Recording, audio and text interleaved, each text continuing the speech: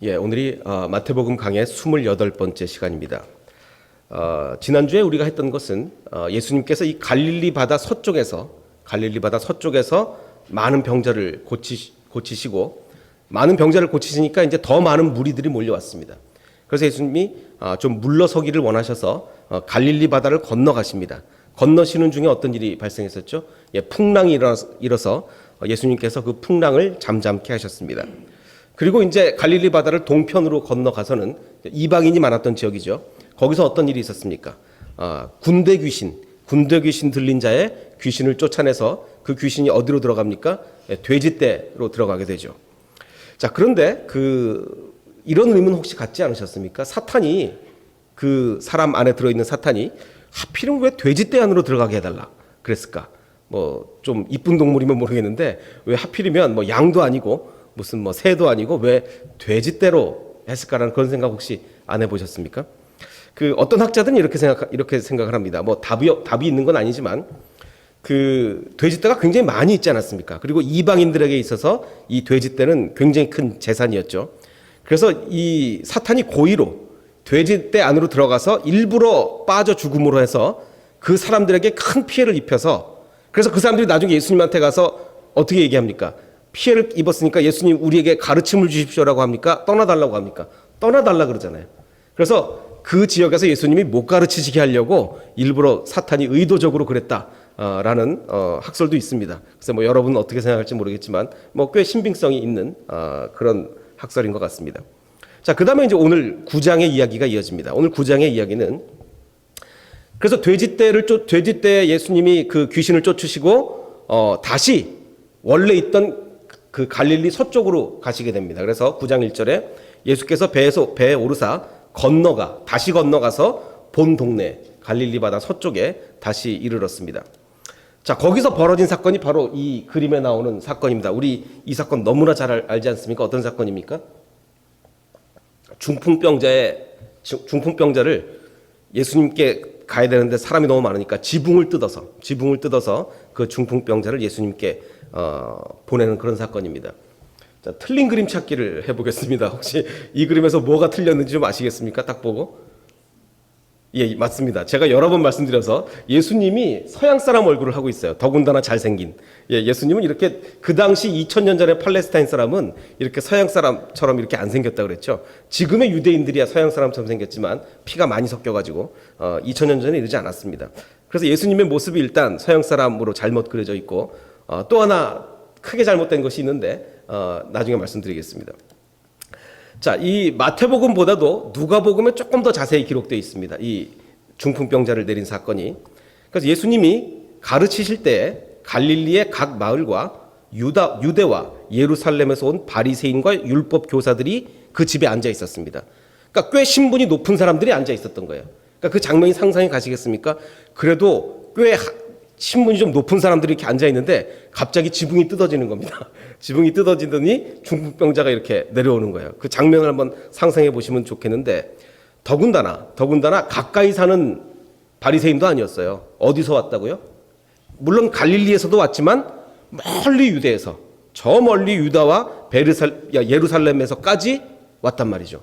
모르겠습니다. 예수님이 하도 소문이 막 나니까 예수님에 대해서 알아보려고 왔는지 다른 일로 왔는지는 모르겠지만 아마 예수님 때문에 오지 않았나 싶어요. 예수님이 아니면 사실 그 율법 교사나 바리새인들이 갈릴리에 올 일이 없거든요. 어쨌든 이 사람들이 이제 앉아 있는데 한 중풍병자를 사람들이 침상에 메고 와서 예수 앞에 들여놓고자 했는데 사람이 너무 많은 거죠. 그래서 들어갈 수가 없는 겁니다. 그래서 이 사람들이 선택한 방법이, 무리 때문에 길을 얻지 못하니까 지붕에 올라가 기와를 벗기고, 물론 한국 집의 그런 기와하고는 좀 다르지만 기와를 벗기고 병자를 침상째 무리 가운데로 이렇게 엘리베이터 내려오듯이 이렇게 내린 겁니다. 자, 그런데 제가 몇 가지 질문을 드려보겠습니다. 이 네 사람이 이제 한쪽씩 붙잡고 했겠죠. 네 사람인데 이 네 사람은 중풍병자의 친구다. 맞습니까? 아닙니까? 모릅니까? 자, 다시 한번요. 이 네 사람은, 중풍병자를 천장에서 내린 이 네 사람은 이 중풍병자의 친구다. 맞습니까? 아닙니까? 모릅니까? 질문을 바꿀까요? 여태까지 어떻게 알고 계셨습니까? 예, 친구라고 알고 있었죠. 다들 그렇게 알고 있었습니다. 근데 성경에는 친구인지 아닌지 종인지 뭐 언급이 없습니다. 그래서 모릅니다. 누가 친구라고 맨 먼저 얘기를 했는지 모르겠어요. 하여간 어떤 사람이 이건 친구다라고 얘기를 했고 그게 이제 퍼져서 우리가 다 친구라고 알고 있는데 성경에는 친구인지 뭐 언급이 없어요. 뭐 종일 수도 있고 뭐 다른 사람일 수도 있습니다. 어쨌든 알 수가 없고 또 한 가지 이 중풍병자는 나이가 많은 사람이다. 맞습니까? 아닙니까? 모릅니까? 예, 갑자기 대답하기가 주저하게 됩니다. 자, 이제 중풍병이라는 게 어떤 병입니까? 이게 뭐 젊어서는 사실 걸리기가 좀 힘든 병이죠. 요즘도 그렇지만 옛날에는 아마 더 그랬을 겁니다. 요즘에 이제 워낙 스트레스를 많이 받고 그래서 젊어서도 중풍병에 걸리는데, 자, 근데 예수님이 그 중풍병자에게 이렇게 말씀하십니다. 중풍병자에게 이르시되 작은 자야 안심해라. 내 죄 사함을 받았느니라 라고 얘기합니다. 그럼 작은 자가 어떤 의미냐? 킹 제임스 버전에 보면 son이라고 얘기합니다. son. 서양 사람들이 son 그럴 때 어떤 의미를 물론 자기 아들을 얘기할 때도 son이라 그러지만 아들 뻘 되는 사람한테도 son이라고 많이 얘기하지 않습니까? 친아들이 아니어도 그냥 친근하게 하려면 뭐 son 이렇게 얘기를 많이 합니다. 그리고 더 나아가서 세번역 성경은 아이야라고 번역해요. 아이야, 얘야. 물론 여기서 말하는 그 성경 원문에 써진 단어는 꼭 어린 아이에게만 해당하는 단어는 아닙니다. 하지만 그 son이라는 것처럼 만약에 할아버지가 중년의 사람한테도 son 그럴 수가 있는 거거든요. 할아버지 나이가 중년의 남자에게도 son 이럴 수가 있지 않습니까? 영어에서. 헬라에서도 꼭 마찬가지인데 문제는 어쨌든 자기보다 나이 많은 사람한테 이 단어는 안 쓴다는 얘기죠. 나이가 자기보다 어린 사람한테 쓰거든요. 근데 예수님이 지금 나이가 몇입니까? 30살 정도예요. 30살 정도. 그럼 30살 정도이신 예수님이 son 이렇게 할 정도면 굉장히 나이가 어린 사람이죠. 나이가. 자, 그래서 아까 그림에 보면 제가 확대해 봤는데 굉장히 할아버지로 그림이 그려져 있습니다. 완전히 할아버지로. 그러니까 이게 우리가 성화들도 이게 보면요. 이 성경하고 참 안 맞는 부분이 굉장히 많습니다. 자, 그런데 그러면 약 30세였던 예수님이 son이라고 부른 이 젊은 사람이 그럼 왜 중풍병에 걸렸을까? 참 우리가 의아하게 생각이 듭니다. 예수님이 이렇게 말씀하세요. 작은 자야, son, 안심해라. 너의 죄 사함을 받았다. 근데 여태까지 예수님이 많은 병자를 고쳐주셨는데 아직까지 마태복음에서는 한 번도 죄 사함을 병 고치면서 해주신 적은 없거든요. 그냥 병을 고쳐주셨죠. 그냥 병 고침을 해주셨지 그걸 죄와 연결시켜서 죄 사함을 받았다라고 얘기하신 적은 이번이 처음입니다. 그럼 왜 다른 병자한테는 이 얘기를 안 하셨는데 그럼 왜 이 사람한테만 이렇게 하느냐? 두 가지 가능성이 있죠. 어떤 가능성이 있냐면 사실 이 세상의 모든 병이 죄와 관련된 건 아닙니다. 어떤 병은 죄와 관련이 있는 병도 있고 하나님이 우리가 죄를 져서 그 징벌적 차원에서 아프게 하실 수도 있습니다. 근데 또 전혀 뭐 죄나 이런 것과 관계없이 무슨 바이러스나 전염이나 뭐 이런 걸로 병이 걸릴 수도 있죠. 신체가 그냥 약해서. 그래서 많은 학자들이 혹시 이렇게 생각을 합니다. 이 사람은 그러면 예수님이 죄랑 이 병이랑 연결시킨 걸로 봐서 이 사람은 죄를 지어서 그렇게 된 건데 혹시 이 사람이 죄책감에 너무 스트레스를 받아서 어린 사람이 죄책감에 너무 스트레스를 받아서 스트레스 때문에 중풍이 온 게 아닌가라고 생각하는 학자들도 많이 있고 또 아니면 그냥 우리가 흔히 생각하는 대로 죄를 지어서 벌 받은 거다. 벌 받은 거 하나님한테 이렇게 생각할 수도 있습니다. 근데 저는 개인적으로 볼 때 전자일 가능성이 대단히 많다고 생각합니다. 그 근거가 뭐냐면 예수님이 굉장히 이 사람을 안심시키세요. 위로합니다. 작은 자야, son. 벌써 son이라고 부르는 거 굉장히 친근감 아닙니까? 안타깝게 여기고 만약에 죄를 져서 벌 받아서 그런 거면 너 앞으로 똑바로 해 라고 하실 것 같은데 그게 아니라 son. 안심해라. 네가 죄 사함을 받았다 라고 한 걸로 봐서 아마 이 사람은 자기가 뭘 하나 잘못해놓고 아마 극심한 죄책감에 시달리지 않았나. 그래서 예수님이 그 마음을 안타깝게 여기시고 그를 용서해 주신 게 아닌가 이런 생각이 듭니다. 자, 그런데 이 사건과 우리가 어떤 것을 우리가 비교해 봐야 되냐면 아까 우리가 왜 자꾸 이 사람 나이 많은 사람으로 헷갈리고 이랬냐면 요한복음에 보면 38년 된 중풍병자가 나옵니다. 어디서 나오죠? 그 베데스다 연못. 베데스다 연못이 어떤 연못입니까? 뭐 물이 한번 휘저으면 제일 먼저 들어가는 사람이 난다는 그런 전설이 있는 그 베데스다 연못에 38년 된 중풍병자가 있었어요. 근데 이 사람은 일단 병이 난 지가 중풍병이 걸린 지가 38년이니까 뭐 할아버지겠죠. 당연히 할아버지겠죠. 그래서 예수님께서 이르시되 일어나 내 자리를, 그 사람한테 병 고쳐 주실 때는 네 자리를 들고 일어나라, 걸어가라. 그런데 이제 이 고침을 받은 이 중풍병자는 누가 자기를 고쳐 주셨는지 몰라요. 알지 못하니 이는 거기 사람이 많음으로 예수님께서 고치자마자 자리를 뜨셨어요. 왜 고치자마자 자리를 뜨셨을까요? 이 베데스다 연못이라는 것은 어마어마한 환자들이 지금 몰려 있는 곳이에요. 그 치유의 능력이 있다 소문이 나가지고 어마어마하게 많은 환자들이 몰려 있는 곳인데 예수님이 한 명을 딱 고치셨어요. 그러면 그 후에 반응이 어떻겠습니까? 모든 사람이 예수님께 몰려올 거 아니에요. 감당이 안 되는 감당이. 그래서 아마 예수님은 고치자마자 자리를 뜨신 것 같아요. 그래서 이 사람은 누가 자기를 고쳐줬는지도 몰라요. 그러다가 나중에 그 후에 예수께서 성전에서 그 사람을 만납니다. 만나서 예수님이 이 사람한테 뭐라고 얘기하냐면, 자, 아까 이 천정에서 내려온 중풍병자한테 뭐라고 그랬죠? Son, 안심해라. 네가 죄 용서를 받았다. 라고 얘기했는데 똑같이 죄랑 연결시키는 건 똑같은데 뭐라고 얘기하냐면, 보라, 네가 나았으니까 더 심한 것이 생기지 않게 다시는 죄를 짓지 마라. 그럼 예수님이 이게 꾸짖는 형태입니까? 위로하는 형태입니까? 약간 꾸짖는 형태죠. 그러니까 아마도 이 사람은 심각한 죄를 져서 그 죄에 대한 벌로 중풍병을 얻은 것 같아요. 하나님이 죄에 대한 벌로. 근데 아까 이 천정에서 내려온 사람은 다르죠. 예수님이 굉장히 위로하십니다. Son, 안심해라.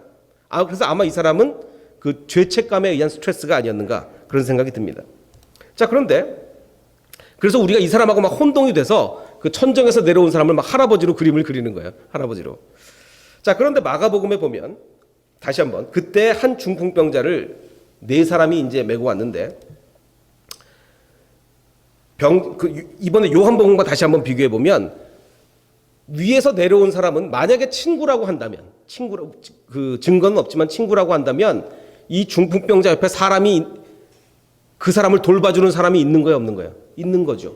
친구인지 종인지는 모르겠지만 그 사람을 돌봐주는 사람이 있는 거예요. 왜? 이 사람 나쁜 사람이 아니에요. 나쁜 사람 아니에요. 근데 38년 된 베데스다 연못의 중풍병자는 주변에 아무도 없어요. 물론 병이 하도 오래돼서 아무도 없을 수도 있지만 어쨌든 벌을 받은 게 아닌가 그런 생각이 듭니다. 자, 예수님은요, 제가 지난주에도 말씀드렸듯이 어떤 사람에게 꼭 그 사람에게 필요한 얘기를 합니다. 다른 사람에게는 그 말이 안 맞을 수도 있지만 그 사람에게 필요한 말씀을 예수님은 꼭 하세요. 부자 청년에게 예수님 뭐라고 말씀하셨죠? 네 전 재산을 팔아서 가난한 사람을 나눠주고 그 다음에 나를 쫓아라 라고 얘기했잖아요. 이 얘기를 누구에게나 한다고요? 아니요. 재물이 목숨보다 중요한 사람에게 예수님은 이 말씀을 하는 거예요. 재물이 목숨보다 중요한 사람은 너 전 재산을 팔고 가난한 사람을 나눠줘라. 그리고 우리가 지난주에 한 것처럼 아버지 장례를 치르고 나서 주님을 따르겠다라고 얘기한 사람, 이 사람에게는 예수님이 뭐라고 얘기하십니까? 죽은 자의 장례는 죽은 자가 치르게 하라. 이거를 아무에게나 얘기하신 게 아니란 말이에요. 그 얘기를 꼭 들어야 되는 사람. 왜?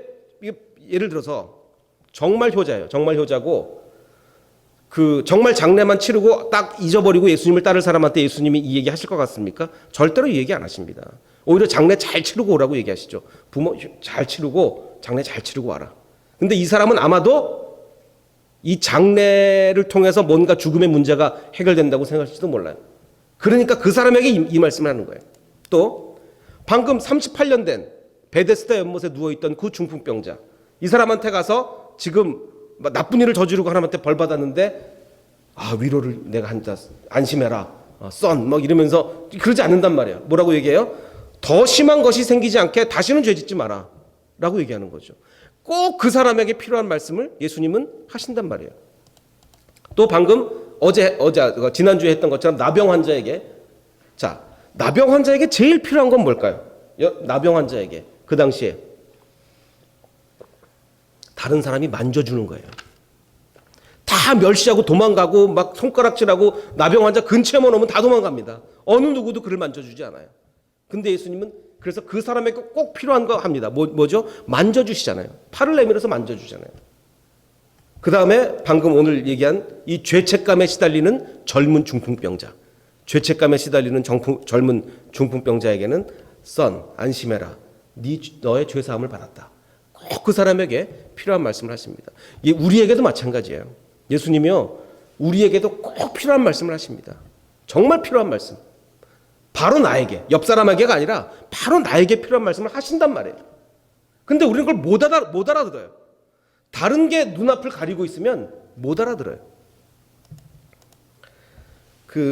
요즘 한참 문제가 되는 게 이 사우디아라비아에서 요즘 이슬람교가 뭐 옛날부터 종파 간의 갈등, 수니파와 시아파의 갈등이 굉장히 심하지 않았습니까? 그래서 뭐 맨날 테러도 서로 기독교와 이슬람교만 테러하는 게 아니라 자기네들끼리 테러를 어떻게 보면 더 많이 합니다. 훨씬 더 많이 해요. 서로 막 죽이고 전쟁하고. 그래서 종파 간의 갈등이 이슬람교에 일어나서 사우디아라비아에서 요즘 예멘을 폭격하죠. 엄청나게 막 폭격을 해댑니다. 자, 그런데 며칠 전에 신문에 나기를 이 사우디아라비아의 한 왕자가 자기네 전투기 조종사들을 격려하면서 전투기 조종사 100명에게 벤틀리 한 대씩을 주겠다라고 이제 약속을 했습니다. 벤틀리 혹시 아십니까? 저도 어떻게 생겼는지 모르겠는데 한 대당 한국에서는 한 3억씩 한대요, 한 대. 어마어마하게 비싼, 벤츠는 완전히 저리 가라로 굉장히 고급 승용차인데 100명의 전투기 조종사에게 벤틀리 한 대씩을 자기가 주겠다라고 했습니다. 이 사람이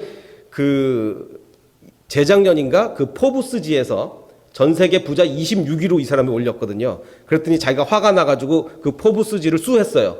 내가 전 세계 10위 안에 드는데 왜 나를 26위로 하냐 그래가지고 그 정도로 아주 돈이 많은 사람인데, 자, 이 사람이 자기네 전투기 조종사들을 자기를 위해서, 자기네 나라를 위해서 목숨 걸고 싸웠다 이거죠.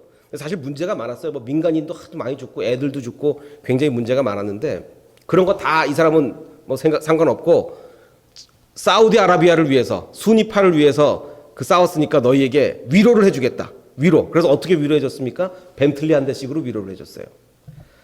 자, 예수님이 여러분을 위로해 주신다면 이런 방법으로 위로할까요? 이 사람이 한 방법이 예수님의 방법과는 전혀 다릅니다. 어떻게 다르죠? 일단 돈으로 밀어붙인다는 게 다르죠. 근데 우린 이걸 바래요. 우리는 예수님의 위로 별로 관심 없고 우리도 예수님이 그럼 벤틀리를 한 대씩 주셨으면 좋겠다 이렇게 생각하시는데 예수님이 그게 아니란 말이죠. 예수님 우리에게 벤틀리 주시는 분이 아니에요. 그리고 방법면에 있어서도 이 사람은 왜 전투기 조종사 한 명 한 명에게 100명에게 한 명에게 그 사람에게 꼭 필요한 걸 안 주고 왜 똑같이 줍니까? 어떻게 다 알아요? 전투기 조종사 필요한 거를 어떻게 다 압니까? 그러니까 자기는 그냥 벤틀리로 쫙 100대를 돌리는 거예요. 예수님은 그게 아니란 말이에요. 예수님은 우리에게 벤틀리 한 대씩을 돌리는 분이 아니에요. 우리에게 꼭 필요한 걸 주십니다. 근데 우리는 오히려 뭘 바라고 있어요? 전교인에게 벤틀리 한 대씩, 이렇게 우리는 지금 그걸 바라고 있는 거예요. 그러니까 예수님이 우리를 위로해 주시는 방법과 우리가 원하는 방법이 다르기 때문에 우리가 예수님이 우리 위로 안 해주시는 것처럼 느끼는 거예요. 우리는 벤틀리를 원하거든요. 똑같이 다. 근데 예수님은 한 사람 한 사람에게 그 사람에게 꼭 필요한 걸 주세요. 꼭 필요한 걸. 또 다른 사우디 왕자를 한 명 제가 소개해드리겠습니다. 이 사람도 이제 2년 전에 파리에도 디즈니랜드가 있다고 그러는데 이 파리에 있는 디즈니랜드를 사흘 동안 통째로 빌렸습니다. 디즈니랜드 전체를 통째로 빌렸어요. 그래서 왜 빌렸나 봤더니 자기가 이번에 학위를 받는데 그 학위 받는 기념식을 70명의 친구들과 함께 한다고 파리에 있는 디즈니랜드를 3일 동안 통째로 빌려서 220억을 들여가지고 통째로 빌려가지고 파티를 했답니다. 여러분 이거 원하십니까? 예수님이 얘야 내가 너를 위로해 주겠다. 내가 너를 디즈니랜드를 통째로 빌려서 파티를 해주겠다. 그럼 여러분 위로가 되시겠습니까? 여기에 위로가 되면 우리가 좀 문제가 있는 거예요. 또 예수님이 얘야 내가 너를 위로해 주겠다. 벤틀리를 한 대 주겠다. 위로가 되십니까? 거기에 위로가 되면 우리 문제가 있는 거예요. 한번 마음속으로 생각해 보십시오. 야, 예수님이 나를 위로해 줄 때 정말 이렇게 위로해 주셨으면 좋겠다. 혹시 있습니까? 저는 이랬으면 좋겠어요. 저는 벤틀리 이런 거 다 소용없고 디즈니랜드 다 소용없고 정말 이해가 안 가는 성경 구절 몇 개만 좀 알려주셨으면 좋겠어요. 정말 이해가 안 가는 성경 구절. 그러니까 예수님이 오셔서 이키야 너 참 그동안 수고 많았다. 내가 너를 위로해 주시겠다. 뭘 위로해 줄까? 그럼 예수님, 저 정말 이해 안 가는 구절이 몇 개 있는데 그것 좀 알려주세요. 아마 그러면 벤틀리 아마 100대 받는 것보다 더 즐거울 것 같아요. 여러분 어떻게 생각하십니까? 여러분도 예수님이 우리를 위로해 주시는 방법과 여러분이 원하는 방법이 다르면 안 돼요. 다르면 위로를 해 주셔도 모릅니다. 해 주셔도 몰라요. 자, 계속해서 얘기를 해보면 예수님이 그 중풍병자의 죄를 사해 주시니까 거기 있는 서기관들이 이렇게 얘기합니다. 속으로, 겉으로 드러낸 게 아니라 속으로, 이 사람이 신성을 모독하는구나, 하나님을 모독하는구나, 자기가 뭔데 죄를 사해줘, 자기가 뭔데 라고 얘기하는 겁니다. 그래서 지금 여기서요, 계속되는 이 본문의 핵심은 예수님은 모든 사람의 속마음을 다 아신다는 게 핵심이에요. 지금 내려온 중풍병자 이 사람 예수님 처음 만납니다. 처음 만나요. 처음 만났는데 벌써 이 사람은 죄책감에 시달려서 지금 중풍병에 있다는 걸 예수님 다 아신 거예요. 마찬가지로 이 사람이 지금 서기관이 속으로 생각하고 있는데 예수님 다 아시고 뭐라고 얘기하냐면 예수님께서 그 생각을 아시고 이르시되 너희가 어찌하여 마음에 악한 생각을 하느냐, 네 죄사함을 받았느니라 하는 말과 일어나 걸어가라 라는 말 중에 어느 것이 더 쉽겠느냐. 물론 그냥 걸어가라가 더 쉽지만 그러나 인자가 세상에서 죄를 사하는 권능이 있는 줄을 너희로 알게 하려고 내가 지금 이루고 있는 거다. 중풍병자에게 말씀하시되 일어나 네 침상을 가지고 집으로 가라 라고 얘기하시는 겁니다. 예수님 우리 속마음을 다 아세요. 그래서 우리에게 가장 필요한 것을 주신단 말이죠. 사실 우리보다도 예수님이 우리를 더 잘 아세요. 내가 나를 아는 것보다 예수님이 우리를 아시는 것이 더 잘 아신단 말이죠. 제가 여러분께 수학 문제를 하나 내겠습니다. 100km/h, 그러니까 시속 100km를 초속 몇 미터냐, 1초에 몇 미터냐를 어떻게 바꿉니까? 자, 시속 100km를 1초에 몇 미터 가냐로 바꿔라 라고 얘기가 나오면 이런 방법이 있죠. 100km는 10만 미터입니다. 10만 미터고 1시간은 3,600초예요. 그래서 이걸 서로 이렇게 나누면 100km/h는 10만 미터 per 3,600초가 돼서 답은 27.8m/s. 1초에 27.8m를 가는 게 시속 100km/h입니다. 제가 이 말씀을 드리는 이유는, 자, 이런 문제는요, 문제를 푸는 방법이 딱 정해져 있는 거예요. 물론 여러 가지 방법이 있을 수 있지만 이런 문제를 이렇게 풀어서 답도 딱 정해져, 이거 뭐 29m 이렇게 나오면 틀린 거죠. 답도 다 정해져 있고 문제를 푸는 방법도 다 정해져 있어요. 이런 문제를 일컬어서 우리는 구조화된 문제다라고 얘기합니다. 구조화된 문제. 답도 정해져 있고 문제 푸는 방법도 정해져 있고 구조화된 문제예요. 자, 그런데 다른 종류의 문제가 많죠. 환경 파괴에 대한 우리 교회의 대응 방안은, 이런 문제를 냈다 칩시다. 그럼 이게 지금 답이 정해져 있습니까? 문제 푸는 방법이 정해져 있나요? 아니요. 여러 사람마다 많은 대답이 있을 수 있고 여러 그 방법이 있을 수 있어요. 이런 걸 일컬어서 우리는 구조화되지 않은 문제라고 그러죠. 자, 그러면 보십시오. 죄 사함의 문제. 지금 예수님 당시에 예수님이 오셨는데 그때 당시 이스라엘 사람들 머릿속에서 죄 사함이라는 문제는 구조화된 문제일까요, 아닐까요? 공식으로 딱 정해져 있어서 이렇게 해야 된다는 딱 정해진 구조화된 문제일까요? 아니면 사람마다 접근 방법이 다 다른 구조화되지 않은 문제일까요? 이건 그때 당시 사람들은요, 구조화된 문제예요. 왜? 어떻게 합니까? 딱 정해져 있어요. 죄 사함은 뭡니까? 성전에 가서 제물 바치고 하나님께 그 제물을 드리고 제사를 드리면 그걸로 용서받는 거예요. 다른 방법도 없고 답도 정해져 있고 방법도 정해져 있어요. 완전히 구조화된 문제예요. 이렇게 구조화된 문제를 지금 누가 와서 깨는 겁니까? 예수님이 오셔서 깨는 거예요. 그 구조를 깨는 거예요. 완전히 구조화된 문제를 그럼 누가 깰 수 있느냐? 죄 사함의 권위를 가진 예수님이 오셔서 예수님이 죄를 사해 주시는 거죠. 그러니까 이 사람들한테는 충격인 거예요. 충격. 어느 정도 충격이냐면 방금 제가 100km/h는 27.8m/s이라고 그랬죠. 그게 달라지는 것 같은 충격인 거예요. 완전히 이미 구조화가 됐는데 그걸 깨버리는 겁니다. 새로운 구조죠. 그래서 심지어는 누구까지 이의를 제기하냐면 바리새인만 이의를 제기하는 게 아니라 세례 요한의 제자들까지도 이의를 제기합니다. 세례 요한의 제자들이 예수께 나와서, 아니 우리와 바리새인들은 금식을 하는데 어떻게 예수님의 제자들은 금식을 안 합니까? 라고 이제 물어보는 거예요. 그러니까 여기서 어떤 의문을 제기하는 거냐면 이게 지금 우리한테 구조화된 문제란 말이에요. 구조. 어떤 구조? 종교 지도자들은 그 당시에 종교 지도자들은 어떤 것으로 하나님을 섬겨야 됩니까? 뭐 여러 가지 방법 중에 하나가 금식이었단 말이에요. 금식을 반드시 해야 된다.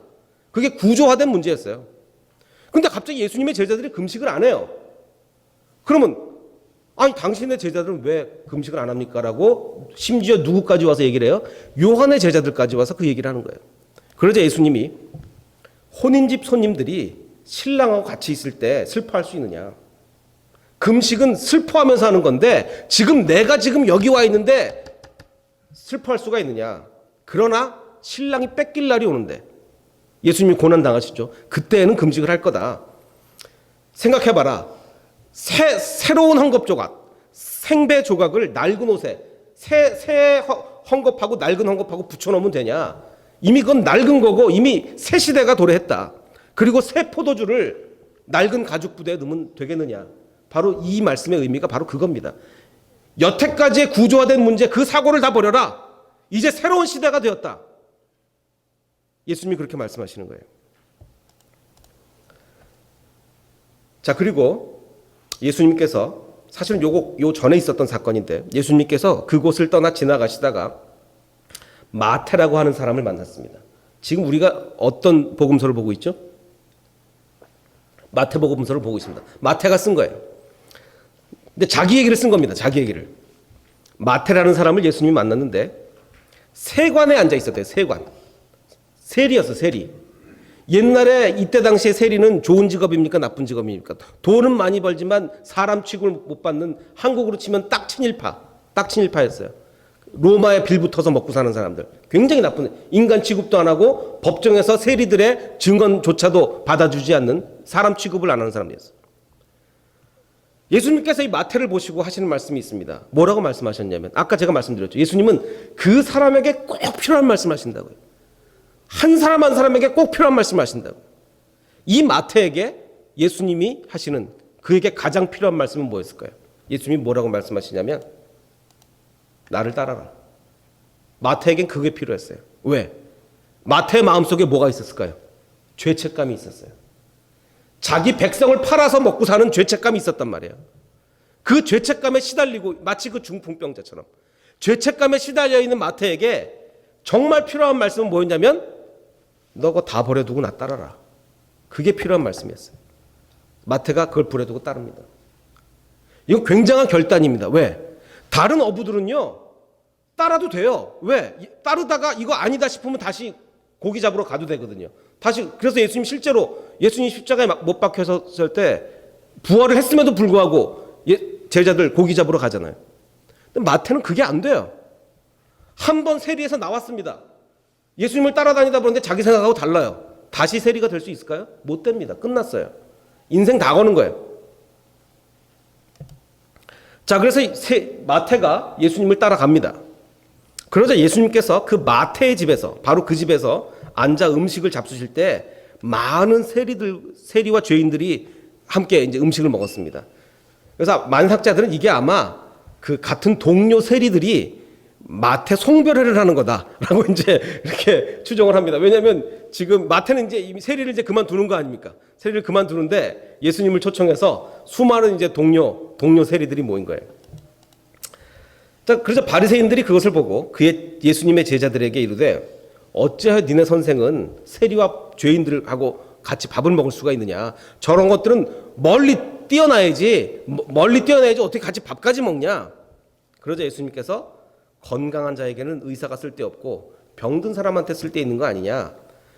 너희는 가서 내가 여기서 말하는 내가는 하나님이 그러니까 구약 성경 말씀에 이런 말씀이 있는 거예요. 구약 성경에 내가 긍휼을 원하고 제사를 원치 아니한다.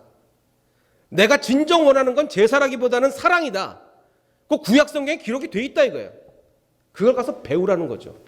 자, 이게 놀라운 이유는 예수님은요 목수예요. 목수가 지금 누구한테 하는 말입니까? 바리새인과 율법학자들한테 가서 구약 성경을 배우래요. 말이 됩니까? 그런데요, 이 바리새인과 율법학자들에게 꼭 필요한 말씀이 뭐였습니까? 구약을 좀 바로 해석해라. 배워라. 이게 꼭 필요한 말씀이에요. 예수님 그 말씀을 하십니다. 목수가 율법 학자에게 구약을 배워라 라고 얘기합니다. 자, 다시 한번 오늘 주제로 돌아가겠습니다. 예수님은 우리를 위로하실 때 어떻게 하겠습니까? 우리한테 꼭 필요한 방법으로 하고 있어요. 지금. 우리를 위로하고 계세요. 그런데 우리가 그 위로를 못 느끼는 이유는 뭡니까? 못 느끼는 이유는. 우리는 벤틀리를 원하는 거야, 벤틀리를 원하고 있는데 말씀을 막 주시니까 위로가 안 되는 거예요. 우리의 마음을 바꿔야죠.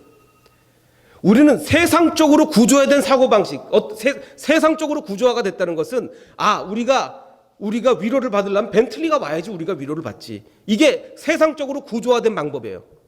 이런 세상적으로 구조화된 방식으로는 한 사람 한 사람에게 역사하시는 그 주님의 역사를 우리는 결코 깨달을 수가 없습니다. 우리의 구조를 사고의 구조를 바꿔야 돼요. 우리가 거듭난다는 게 뭡니까? 그냥 예수 믿고 다시 태어난다 그러는데 어떻게 다시 태어나는 거예요? 생각을 바꿔야지 다시 태어나는 거죠. 세상적 사고방식이 아니라 성경적 사고방식, 예수 그리스도 사고방식을 가지는 것이 우리가 거듭나는 것입니다. 이런 거듭남으로 인해서 예수님의 위로를 느낄 수 있는 저와 여러분이 되시기를 주님의 이름으로 축원합니다. 함께 기도하겠습니다.